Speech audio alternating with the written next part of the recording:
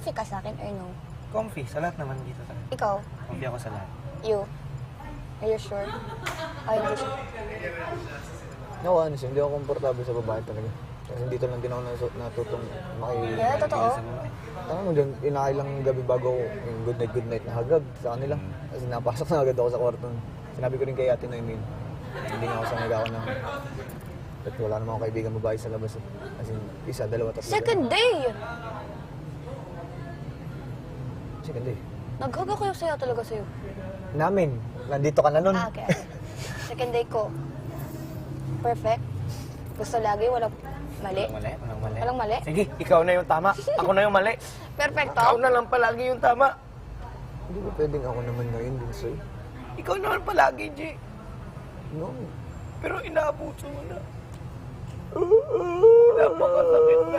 I understand what you're saying. Wala